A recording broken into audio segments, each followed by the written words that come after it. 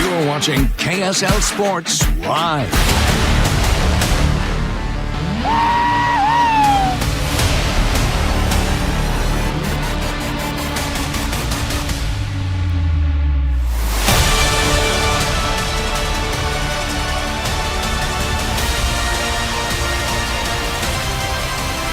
It's got to be up there, man. Best rivalries in the country. In my experience, being in it, it is. The rivalry is back and with a bang. Thanks for staying up with us tonight. And for all of you veterans watching tonight, thank you for your service. We'll break down the latest chapter in the BYU-Utah rivalry. Yeah, celebratory reaction from the Cougars locker room and the heated post-game response from Utah Athletic Director Mark Harlan and the punishment the Big 12 gave him and the ensuing statement from him as well. That's all coming up in just a bit. Well, the day after BYU's last-second win over the Utes to stay unbeaten, the Cougars get a bit of a bump in the AP National Rankings. BYU goes up 2 spots to number 7 in the country. Georgia drops from number 2 to number 11 after their loss. Miami dropping from number 4 to number 12. The most important rankings, though, those college football playoff rankings, those will be updated coming up on Tuesday. This game was absolutely stolen from us. We were excited about being in the Big 12, but tonight I am not. We won this game. Someone else stole it from us. I'm disgusted by the professionalism of the officiating crew tonight. Yeah, Utah Athletic Director Mark Harlan had a message, and he wanted to make sure the Big 12 heard it last night after the game. The message was received. In return, Harlan was fined $40,000 by the Big 12 and issued a public reprimand. Now, early this evening, Harlan released a statement saying that the comments he made after came after he visited the upset and hurt locker room from the Utes. He also said, quote, "The University of Utah is proud to be a member of the Big 12. BYU coach Sitake and their coaches and student athletes are having a terrific season, and we wish them the very best." Well, the latest chapter in this BYU-Utah rivalry, it'll definitely go down as an unforgettable one for multiple reasons. For the Cougars, they'll remember it as the first win in Salt Lake City in 18 years, another last-second thriller. After a slow start, the BYU defense was dominant in the second half as well, holding Utah to just 57 total yards in the half. The offense was pretty vanilla all night, but they did come through in the big moments, like a 9-play, 95-yard drive in the third quarter that cut the Utah lead to 2 points, and then the 2-minute drill to end the game. Retzlaff with a 30-yard completion to Chase Roberts, and Hinckley Rapati had a 14-yard run that helped set up the 44-yard Will Ferrin game winner. We're just willing it to happen. Will Ferrin's a really good kicker. He's done this before in our practices, and we just felt really comfortable and confident in him. So he was on one. I like to score more touchdowns rather than kick field goals, but we know we can count on him if we need to. For me, it's just whenever they tell me to go out there and kick the ball, I'll go out there and kick the ball. It's a pretty simple life. In my job, every play is the same play call. So that's something I take a lot of pride in, is having a neutral mindset where it doesn't matter if we're running the offense out of the end zone or whether if there's 10 minutes left in the game or if we're going on to hit a game-winning field goal. Staying neutral, not getting too high or too low on situations. It's easy in a big rivalry game to get caught up in the emotion of it. And I think we did a little bit of that in the first half. And then the second half, we did a lot better of just kind of attacking it and doing our thing. And just getting back to our roots, man. The team's good for a reason. We do a lot of good things, and so just being us. For the Utes, they'll have different memories of this game. First, the quarterback change to Brandon Rose that led to a hot offensive start in the first half. But then that same offense that only got into BYU territory once in the second half had 5 drives ending in punts and 1 in an interception. And then that final defensive stand, the defensive hold that was called that kept the Cougars' drive moving towards a game-winning field goal, a penalty that drew out all of the emotions from Utah after the game. I have no thoughts about it. Yeah, no thoughts. They are what they are. It's a ridiculous situation, but I'm not going to get into it. So, yeah. Things out there were ridiculous. That's how I'll leave it. I mean, obviously they were high, thinking we won the game, but I mean, football's football. It is what it is. Got to take it to the chest and move on and get ready for next week. Throwing deep middle, and he's got Roberts for the catch. Yeah, I couldn't get that last stop when we needed it, unfortunately. That's kind of been the story for several games. We play lights out and just can't get that one last stop. Thank you.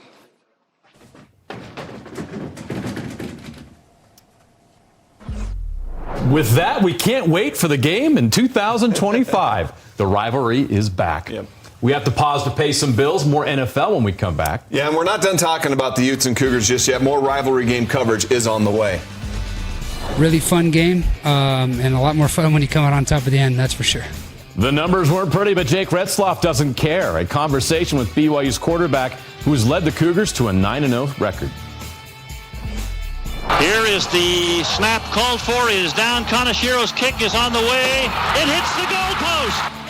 BYU and Utah have a history of game-ending field goal tries throughout the years. We'll look back at the memorable moments, plus the Jazz getting a good look at rookie Filipowski. And the road to Rice-Eccles Stadium is now complete. Who has reached the high school football semifinals in 6A, 5A, and 4A, plus the best plays of the week in high school football on the way next.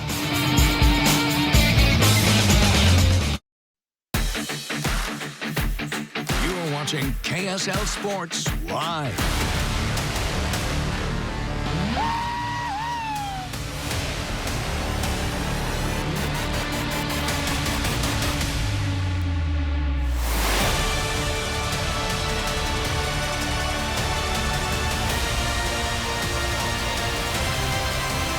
It's got to be up there, man. Best rivalries in the country.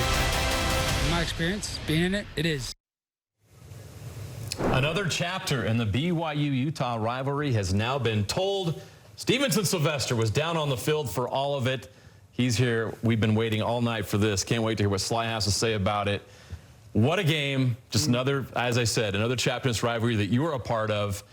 Let's start with BYU, because that first half, they were in trouble. Utah was up big at half. They had to make some adjustments, and give them credit, they did. Yeah, I mean, Utah had the momentum at the moment. At halftime, it was kind of like, don't lose this. This is a special opportunity. But BYU, as they have been all season, is resilient, especially coming out in the second half. I'm telling you, whatever they're doing at halftime, it's that elder juice. It's kicking in. And these guys are making all the necessary adjustments. They came out with new energy. They came out with new focus. So Kalani's speech at halftime, whatever he's got those guys playing right coming out in the second half. Okay, well, we're going to have to do this, Sly, but we got to talk about the end of the game and the way it ended as well. Obviously, it brought out a lot of emotion from Coach Whittingham, from Mark Harlan, the holding call. We saw Utah celebrating. Looked like they had won that game for a moment there, but then the flag came in, the call was made, and that gave BYU an extra life. Yeah, well, so this play is interesting, right? One, there's physicality on the defensive side of the ball, especially the defensive backfield, throughout this entire season. The problem is the consistency of when it's called, right? And so it's like, what are you teaching or telling your defenders on how to guard these receivers? How are they supposed to do it on a consistent basis?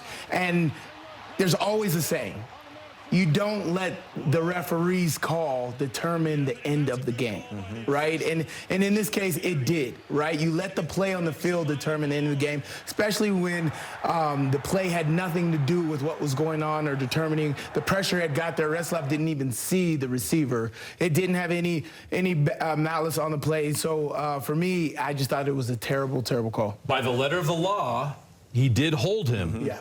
What you're saying is, you can make that call the entire game. On any play. Why did they make it in that moment? That's the issue. Yeah, I mean, even on that play, you can literally probably go to all the other positions on the field and probably find a holding call. You know, I had an offensive player come up to me one time. He's like, hey, was that holding? And I'm just like, you can call holding on any play. Yeah. It's just dependent on when the referee wants to call it. And that's what I mean by at the end of the game, you don't let the referee determine how the game is ended. You let the play on the field determine how the play was ended. And in Utah, you know, that was like 5 different plays at the end of that game for that series with the timeout, the 4th down, and now they had to play again. They were exhausted just from celebrating because they thought it was over. And so at that point, BYU had a little bit of a momentum going into that, and they hit the deep pass to Chase Roberts, which was a great catch in the moment. I'm like, that's not a catch, but he did a great job of bringing that in. All right, real quick, what does this mean for the future of the rivalry? Feels like it's back, right? Yeah. They're going to play every year. This is fuel to the fire. All I want to know is I hope there is nobody out there saying that this doesn't mean anything. This was huge. 54,000 people at the stadium yesterday. You felt it every single moment from the jump all the way to the end. Everybody was locked in. Besides the loss for me, it was absolutely amazing. If you like football, that is exactly how you want it to happen and how we thought this rivalry was going to happen anyway. So I love that it's reignited and love that it's reignited in the Big 12. And I think, Sly, moving forward, it's going to be a big focus on the national stage. Sure. Yes. After all the controversy, if both these teams are ranked next year on the Power 4 stage, this is going to become a national thing. For sure. Sly, thanks so much. Appreciate it. All right, good stuff. We're still talking a little bit more about this rivalry. The last time BYU won a game at Rice-Eccles Stadium, a different number 12 at quarterback, John Beck, led a last-second game-winning drive. Jake Retzlaff said that Beck messaged him previous to the game, reminding him just how big this rivalry is. And on Saturday, Retzlaff, well, he got his first taste of the Holy War and just how intense it is. Shortly after the win, he spoke with KSL Sports BYU insider Mitch Harper about the experience. Jake, what does this win mean? Statement number 9 for you guys. What did you guys show with this win? A lot of resilience against a really good team. The rivalry, that's the emotions. So I think it showed that this team did a good job managing their emotions when it came down to it, and getting the job done, man. Is a hostile atmosphere too. I think that this is one of the more hostile places in the country. It's right up there with Lavelle, and so it was good to show that our team can adapt in a hostile situation and just focus on doing what we got to do to get the win.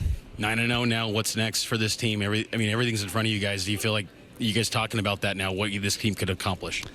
Yeah, man. We understand the position we're in, but at the same time, it's time for statement number 10. It's you can't worry about statement number 12, 13, and so on. You got to worry about statement number 10, and so we're happy to be where we're at. We're definitely 9-0 is a special place to be. There's not a lot of people like that in the country, and so we're going to be happy with this win, get back to the film, and then it's on to statement number 10.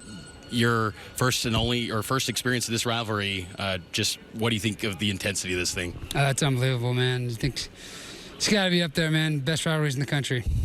In my experience, being in it, it is. And so super fun, super exciting to be in the stadium.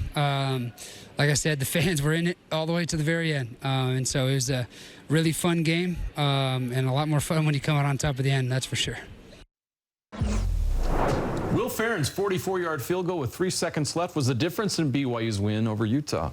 Yeah, it's not the first time the rivalry has come down to a final kick. We dig through our deep archives to look back at some memorable game-winning field goals in the rivalry and those that came up short. 55 yards, 30 seconds on the clock. It's long enough. Good!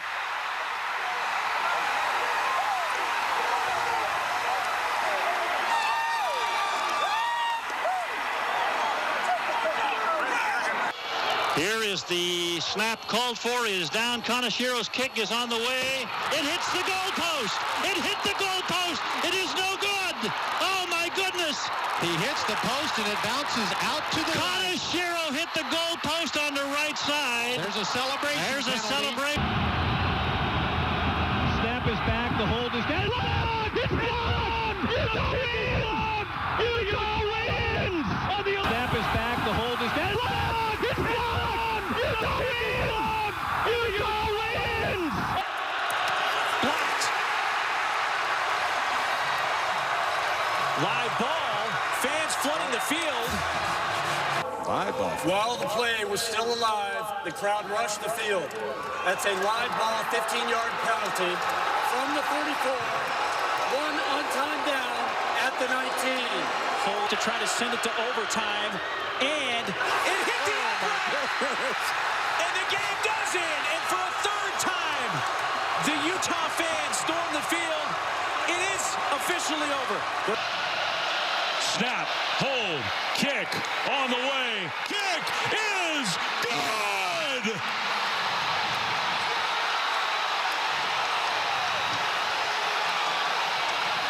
For the lead for BYU. Snap. All right, for our 80-hour services play of the day, we go to the NBA. Rockets and Pistons. Rocket star Jalen Green puts Cade Cunningham on a poster. Look out. Jalen Green! Oh, my goodness! He did it! Oh, no, he didn't! Oh! No, he did not! No, he didn't! No, he didn't! No, that did not just happen. Yes, it did. Green had 15 points. The Rockets get the highlight, and they get the win. All right, well, the Milwaukee Bucks are trying to turn their slow start to the season around, hosting the Celtics. Second quarter, Giannis Antetokounmpo called for the offensive foul against Jaylen Brown. He offers a handshake to Brown, but then, psych. Yeah, Brown called it childish after the game. Shot clock running down. Damian Lillard, catch and shoot from three. His only 3 on 8 attempts of the night. Bucks led at halftime, but the Celtics turn it around. Jason Tatum with 31 points. Celtics win 113-107. Well, the Utah Jazz, they may be at the lowest point in their current multi-year rebuild. They have the worst record in the Western Conference, but at the same time, we're getting a front row seat to this youth movement, the potential all-stars of the future of this franchise. The Jazz did win 2 of their 3 games this past week. Kyle Filipowski starting and playing in 17 minutes of that first win against the Bulls on Monday. He made 3 of 5 shots for 7 points, 5 rebounds, and 2 assists. And then on Saturday, in the Jazz win over the Spurs, Filipowski played a career-high 24 minutes, scoring 8 points, dishing out 6 assists to go with 5 rebounds. It's always great when you have bigs that can pass. It gives you an added layer to your offense. It gives us a lot of optionality on offense, especially when he's out there with John and Lowry. He can space the floor some. He can play around the elbow area as a facilitator. So, yeah, it's definitely a luxury to have. Hockey Club wrapped up a 4-game road trip after a great win in St. Louis. They couldn't generate any offense in Nashville. The struggling Preds got right Saturday night at the wrong time for Utah, scoring 4 goals. Philip Forsberg and Jonathan Marchessault both scored twice. Now they return home and try to get right with 3 straight home games starting Tuesday against the Canes. I think still our defensive play, they were a little bit harder than us today. Won more battles. I think they're just frustration. I think on our side, we need to find a way to generate more offense from our ozone play. I think our rush comes to life right now. We're having more speed in through neutral zone, a few good looks, but we need to find a way to generate from our ozone play. All right, we're still not done talking about last night's rivalry game. We have an update on Brant Keithie's injury. And what happens when one BYU player gets mistaken for another? The funny post-game interaction is coming up. And it's time for the playoffs in high school football. The best games from the football playoffs this weekend, including the top 5 plays of the week, are on the way. Stick around. Whether you agree or disagree, the defensive holding that was called and the Cougars' drive stayed alive that led to the game-winning kick. Yeah, the answered prayer, the doink heard round Utah. Miracles happen, 34-31. There's a name for pretty much every amazing finish in this rivalry. Maybe this one, holy hold? I don't know. Either way, Kalani says the penalties can go both ways in big games. That's just the game sometimes, and I'm not even sure. I think I'm a biased person when they said it was face mask, and I thought Isaiah grabbed the shirt, but you just got to live with it, whatever decision the refs make. I don't think they're trying to get it wrong. So Kalani, he was referring there to the face mask called on Isaiah Glasgow in the second quarter that kept Utah's 3rd touchdown drive going. So were the refs right or wrong? Well, BYU receiver Keelan Marion said the refs, they were right, even when this reporter was wrong. I'm not so sure. Keelan, you are the guy that apparently was held on the 4th down play that prolonged the drive. Can you take us through that? Was it the correct call? That wasn't me. Huh? That wasn't me. What wasn't you? No, sir. It was the correct call, though. It was the correct call, though. Not only did the Utes lose the rivalry game, their 5th straight loss, but they have lost one of their best players for the season. Brant Keithie was injured on this play in the 3rd quarter. Kyle Whittingham confirms after the game that the injury is season-ending. Keithie had 2 touchdowns in the game, 1 touchdown catch and 1 touchdown run in what is likely his final game as a Ute. That's unfortunate. Feel bad for Brant. He's battled through so much adversity since he's been here. And, yeah, that's too bad. Yeah, we hope to see him back on a football field somewhere soon. The Utah State women's soccer team is headed back to the NCAA tournament. On Saturday, the Aggies beat Boise State 2-1 in the Mountain West Conference Championship game. That locks up their spot back in the NCAA tournament. The Aggies will find out tomorrow where they will be in that bracket. The women's soccer selection show is tomorrow at 2 p.m. Mountain Time on NCAA.com. All right, we now turn our attention to the high school football playoffs. Young football players in this state dream of getting a chance to play on the turf of Rice-Eccles Stadium. Yeah, that opportunity was up for grabs Friday in the 6A, 5A, and 4A quarterfinals, and we'll begin with a rivalry game in Class 5A, an exciting ending between Brighton and Olympus. In the third quarter here, Olympus quarterback Max Rice is going to connect with Caden Lloyd for a 44-yard touchdown and a 14-0 lead. In the fourth quarter, Brighton's offense got rolling behind Bo LaFleur. 2-yard touchdown with 6 minutes left. Then with just over 3 minutes to go, LaFleur powers his way in. This one ties the game up. The Bengals would get a stop and get into range for Thomas Sorensen, a 33-yarder for a chance at the win. And he got it. 14 unanswered points in the fourth. The Bengals advance to the semis. The top-seeded team in 5A, Roy, hosting the 8-seed Viewmont. Actually, the 7 seed. And 4 minutes into the game, we get a Game Night 5 nominee. Zay Morris keeps his concentration to pulling this pass 53 yards for the early lead. Later in the game, Drew Gardner to Morris again. Another touchdown. Boy, was that a great play. We might see that again in the Game Night 5. Roy gets one step closer, a 43-29 win. The matchups are set for Friday at Rice-Eccles Stadium. Defending 5A champion Timpview will take on Roy at 11 a.m. Then in the 2:30 game, Bountiful will take on Brighton. Our Game Night Live game of the week was between Park City and Spanish Fork in Class 4A. Second quarter, Park City down 10-7, but Elijah Warner gives his team a spark and the lead. Returns the kick 89 yards. 14-10 at that point. Then it tied at 17 in the third quarter. Park City with another big play.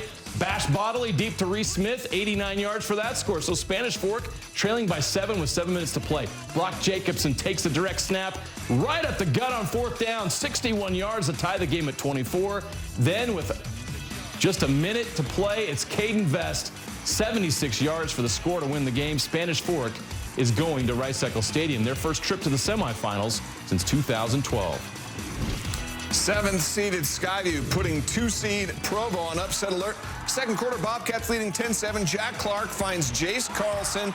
He breaks free for the 27-yard touchdown at 17-7 Skyview. Then right before the half, Provo's Garrett Orchard connecting with Bryant Larson. A 61-yard touchdown made things interesting. It was 20-14 going into the half. Skyview getting a strip sack that sets up this 3-yard touchdown by Xander Stokes, though. And Skyview gets the upset 26-20 to advance to the semifinals. So the semifinals in Class 4A, they're all set.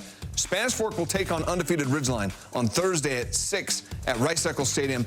Then Friday, Skyview will face third-seeded Crimson Cliffs in that other semifinal matchup. All right, now to Class 6A. The number 1 team in Class 6A, Corner Canyon, hosting Weber. Chargers out in front early. Kai Meza with the diving catch to put Corner Canyon up 21-0. Fourth quarter, Bronson Evans airing it out for Meza. 56-yard touchdown. Corner Canyon, they're headed back to Rice-Eccles with the 59-34 win. Skyridge looking for another Final Four berth. The Davis Darts standing in their way. Just before the end of the first half, Traden Bessinger for Davis to Bodie Sparrow. And the Darts lead the Falcons by 10 at halftime. Skyridge turns on the run game in the second half. 3 third-quarter touchdowns from Zayden Selu puts Skyridge on top. Skyridge going back to the semifinals for the 5th straight year. Here are your 6A semifinal matchups Thursday at 11 a.m. A semifinal rematch between the defending state champion Corner Canyon and the Lehigh Pioneers, followed by the 2:30 p.m. game. The Lone Peak Knights get a rematch against the Skyridge Falcons. Skyridge won the regular season meeting. All right, another big step was taken this weekend towards all those state championship winning moments as we've just seen. All the drama, the emotion, the thrill of victory is right here in the Game Night Live highlight reel.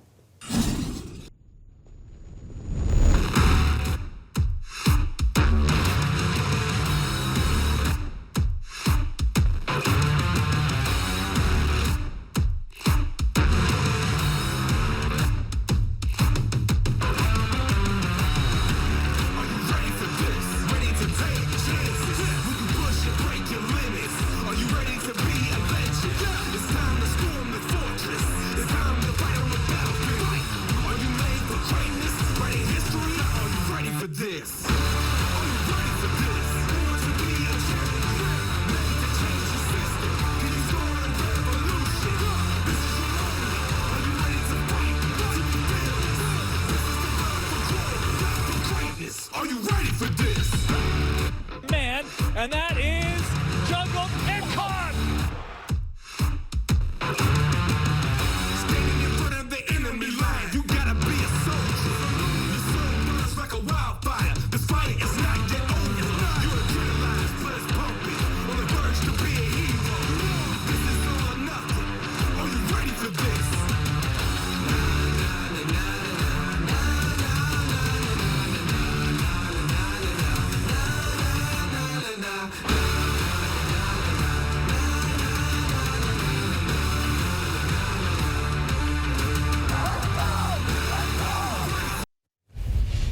The best highlights of the week are now queued up and coming your way. Yeah, let's count down the top 5 plays from the high school football weekend in the playoffs. This is the game night 5. We'll start with number 5. The Brighton Bengals were down 14-0 in the fourth quarter. They score 17 unanswered, and Thomas Sorensen is the hero. He hits the high-pressure kick, a moment he and his teammates will never forget as the clock strikes 0, and Brighton is going to Rice-Eccles Stadium.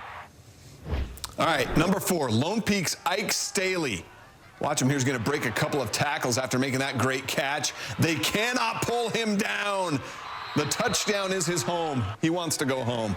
That's our number 4 play. Great catch. Going to Rice-Eccles too. All right, number 3, Davis sophomore. This is a sophomore, Bodie Sparrow. Somebody got mossed, and he did it over 2 defenders. This kid is special, and he's going to be one of the best high school football players in the state over the next 2 years. Keep an eye on him, and keep an eye on Davis next season as they bring back a lot of talent. Just barely got a driver's license. All right, number 2, Park City's Bash Bodley. Takes the hit, but completes the pass to Reese Smith for the touchdown. My favorite part was that he had the defender right in his grill, and he still threw that dime deep downfield. Took a shot, takes a licking, and keeps on ticking. What a and he play. was right on the money. Park City, tough loss. That's a good team. All right, number 1, Roy's Zay Morris. Isaiah Morris. He's one of the best receivers in the state, and he shows why here. An amazing catch, amazing concentration on this touchdown catch. Ball is bouncing around, and he finds it with his eyes and pulls it in off the defender's helmet. He had a 102-yard pick 6 earlier this season on Game Night Live in a game we did earlier in the year. So check out Roy and Tim Few in the 5A state semifinals on Friday. Can't wait for it. You can watch all of it from 6A all the way down to 8-man. We are the exclusive home, the exclusive streaming home of the UHSAA football playoffs. You can watch it all on the KSL Sports app. Download that app today. You'll be ready to go for Thursday, Friday, and Saturday's championship Every single game. I'm excited. Can't wait.